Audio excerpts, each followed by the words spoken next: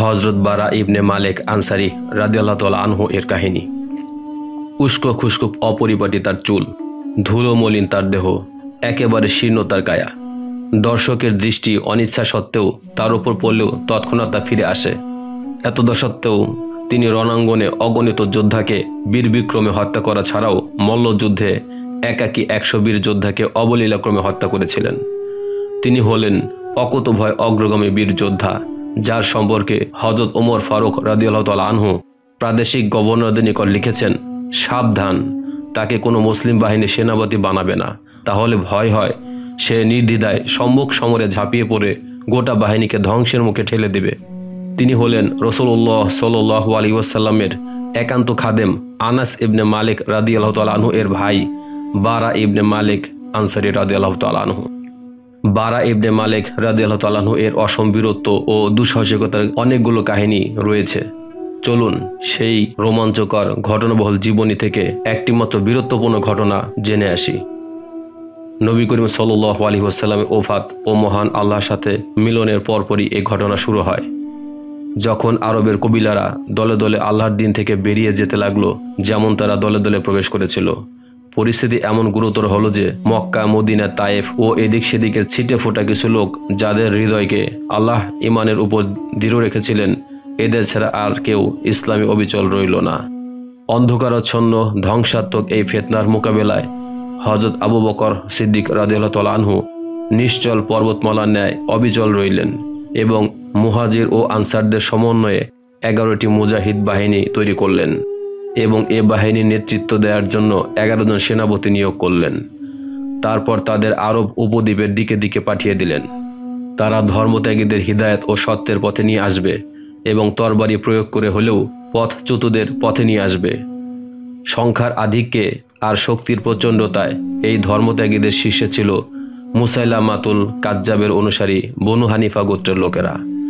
মুসাইলামার নেতৃত্বে তার অনুসারী দুর্ধর্ষ 40,000 অসম বীর যোদ্ধা এসে সমবেত হলো। তাদের অধিকাংশ গোত্রীয় প্রীতির টানে মুসাইলামার পতাকা তলে সমবেত হলো। তার প্রতি ঈমান আনলো না। তাই তাদের কেউ কেউ বলেও ফেলল, আমি সাক্ষ্য দেই যে মুসাইলামা মিথ্যাবাদী আর মুহাম্মদ সত্যবাদী। তবে রবিয়া গোত্রের মিথ্যাবাদী কুরাইশের সত্যবাদীর চেয়ে আমাদের নিকট অধিক প্রিয়। ইকরামা ইবনে আবু জাহেলের নেতৃত্বে মুসলমানদের যে প্রথম বাহিনীটি গিয়েছিল, মুসাইলামা তাকে পরাজিত করল এবং পিছিয়ে আসতে বাধ্য করল। ফলে হযরত আবু বকর সিদ্দিক রাদিয়াল্লাহু তাআলা আনহু খালিদ ইবনে ওয়ালিদ রাদিয়াল্লাহু তাআলা আনহু এর নেতৃত্বে আরেকটি বাহিনী প্রেরণ করলেন। এ বাহিনীতে বিশিষ্ট আনসার ও মুজাহিদ সাহাবীদের সমন্বয় করলেন। এদের সবার শীর্ষে ছিলেন বারা ইবনে মালিক আনসারী রাদিয়াল্লাহু তাআলা আনহু। তিনি ছিলেন অনেক নির্ভীক, অকুতোভয়, দুর্ধর্ষ সাহাবী। নজদের ইয়ামামার প্রান্তরে উভয় বাহিনী মুখোমুখি হলো। যুদ্ধ শুরুর পরপরই মুসাইলামা ও তার বাহিনীর বিজয়ের পাল্লা ভারী হয়ে গেল। মুসলিম বাহিনীর পদতলের ভূমি কেঁপে উঠল। তারা ক্রমেই তাদের অবস্থান থেকে সরে আসতে লাগলো। এমনকি মুসাইলামার বাহিনী খালিদ ইবনে ওয়ালিদ রাদিয়াল্লাহু তাআলা আনহু এর তাঁবুতে আক্রমণ করে তা উপড়ে ফেলল এবং তার স্ত্রীকে মেরেই ফেলত যদি তাদের এক যোদ্ধা তাকে নিরাপত্তা না দিত। তখন মুসলমানগণ ভয়াবহ বিপদের কথা অনুভব করলেন। তারা বুঝতে পারলেন, যদি আজ তারা মুসাইলামার বাহিনী নিকট পরাজয় বরণ করে, তাহলে ইসলাম এরপর আর মাথা উঁচু করে দাঁড়াতে পারবে না, আর আরব উপদ্বীপে লা শরীক এক আল্লাহর আর কোনো ইবাদত করা হবে না। তাই খালিদ ইবনে ওয়ালিদ রাদিয়াল্লাহু তাআলা আনহু নতুন প্রাণ শক্তি নিয়ে মুসলিম বাহিনীকে বিন্যস্ত করলেন, আনসার ও মুজাহিদদের পৃথক করলেন এবং প্রত্যেক গোত্রকে অন্য গোত্র থেকে আলাদা করে দিলেন। তারপর প্রত্যেক পিতার সন্তানদের একত্রিত করে তাদেরই একজনের হাতে পতাকা তুলে দিলেন, যেন রণাঙ্গনে প্রতিটি গোত্রের বিপদের কথা জানা যায় আর মুসলমান কোন দিক থেকে আক্রান্ত হচ্ছে তা জানা যায়। উভয় দলের মাঝে প্রচণ্ড রক্তক্ষয়ী যুদ্ধ শুরু হলো। ইতিপূর্বে মুসলিম যোদ্ধাগণ এর কোনো নজির দেখেনি। রণক্ষেত্রে মুসাইলামার গোত্রের লোকেরা অবিচল পর্বতমালার ন্যায় স্থির হয়ে রইল। তাদের অনেকে নিহত হওয়ার প্রতিও কোনো ভ্রুক্ষেপ করল না। আর মুসলমানগণ এমন অলৌকিক বীরত্ব ও দুঃসাহসিকতা দেখালো যে যদি তা সবিস্তারে লিপিবদ্ধ করা হতো, তাহলে তা লোমহর্ষক রণকাব্যে পরিণত হতো। এই তো আনসারদের পতাকাবাহী সাবেত ইবনে কাইস সুগন্ধি ব্যবহার করে কাফন পরিধান করল ও নিজের জন্য একটি কবর খুঁড়ে তাতে নেমে পড়ল। স্বগোত্রীয় বিজয় পতাকা তুলে স্থির ও অবিচল রইল এবং যুদ্ধ করতে করতে সেখানে শাহাদতের অমীয় সুধা পান করে লুটিয়ে পড়লেন। এই তো ওমর ইবনে খাত্তাব রাদিয়াল্লাহু তাআলা এর ভাই জায়েদ ইবনে খাত্তাব মুসলমানদের মাঝে দাঁড়িয়ে চিৎকার করছে, হে মুজাহিদ ভাইয়েরা, দাঁতে দাঁত কামড়ে স্থির থাকো, শত্রুদের খতম করতে থাকো, পায়ে পায়ে সামনে এগিয়ে যাও। হে ভাইয়েরা, আল্লাহর কসম, এ কথার পর আর কোনো কথা বলবো না। হয় মুসাইলামা পরাজিত হবে, অন্যথায় আল্লাহর সান্নিধ্যে গিয়ে মিলিত হব। তারপর তিনি শত্রু সৈন্যদের উপর ঝাঁপিয়ে পড়লেন এবং যুদ্ধ করতে করতে শহীদ হয়ে গেলেন।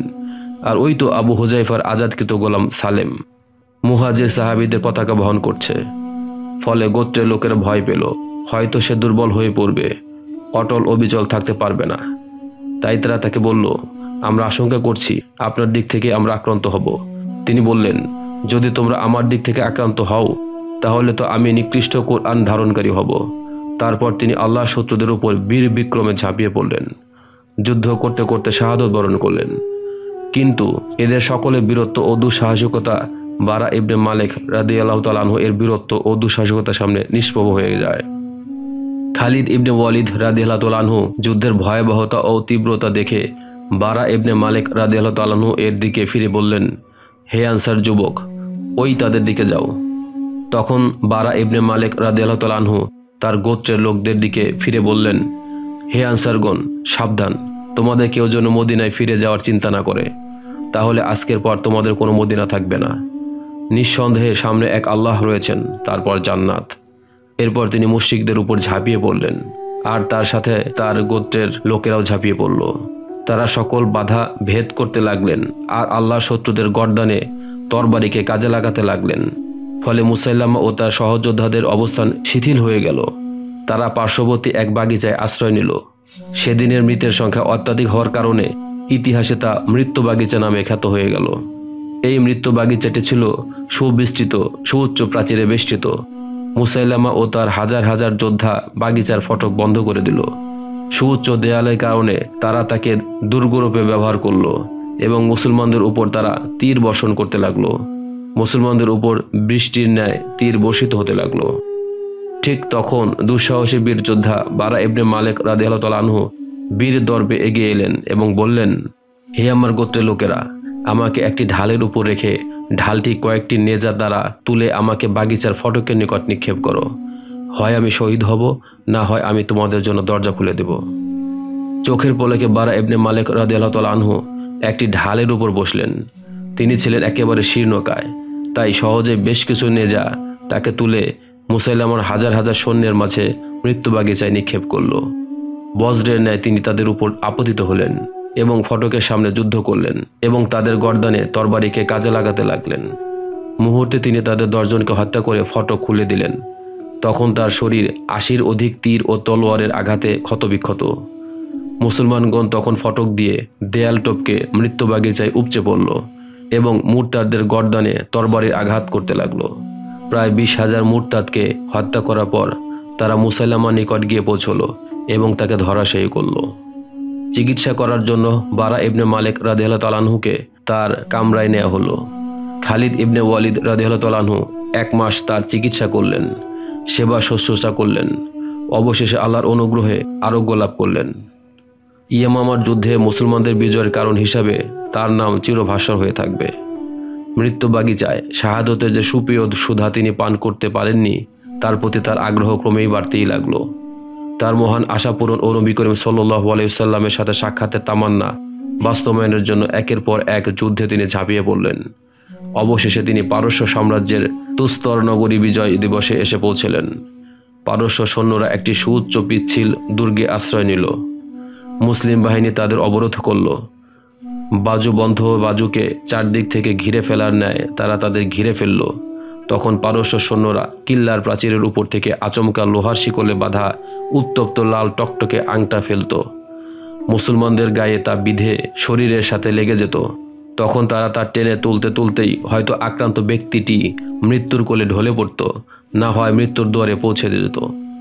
তার একটি আংটা বারা ইবনে মালিক রাদিয়াল্লাহু তাআলা আনহু এর ভাই আনাস ইবনে মালিক রাদিয়াল্লাহু তাআলা আনহু এর গায়ে বিঁধে গেল। বারা রাদিয়াল্লাহু তাআলা আনহু তা দেখেই কিল্লার দেয়ালে ঝাঁপ দিলেন এবং যে শিকলটি তার ভাইকে তুলে নিচ্ছিল তা ধরে ফেললেন। তারপর ভাইয়ের শরীর থেকে আংটাটি বের করতে চেষ্টা করতে লাগলেন। ফলে তার হাত পুড়ে ধোঁয়া উঠতে লাগলো, কিন্তু সেদিকে তার বিন্দুমাত্র ভ্রুক্ষেপ নেই। তিনি যখন তার ভাইকে মুক্ত করে নিয়ে মাটিতে নেমে এলেন তখন তার হাতে গোশতের কিছুই ছিল না, সব পুড়ে ছাই হয়ে গেছে। এ যুদ্ধে বারা ইবনে মালিক আনসারী রাদিয়াল্লাহু তাআলা আনহু আল্লাহর নিকট শাহাদতের প্রার্থনা করলেন। আল্লাহ তার দোয়া কবুল করলেন এবং এ যুদ্ধেই শাহাদতের অমীয় সুধা পান করে চিরপরিতৃপ্ত হয়ে গেলেন। আল্লাহ জান্নাতে বারা ইবনে মালিক রাদিয়াল্লাহু তাআলা আনহু এর চেহারাকে সজীব সুন্দর করুন এবং নবী মুহাম্মদ সাল্লাল্লাহু আলাইহি ওয়াসাল্লামের সাহচর্যে তার চোখে শীতল করুন। আল্লাহ তার ব্যাপারে সন্তুষ্ট আর তিনিও আল্লাহর ব্যাপারে সন্তুষ্ট।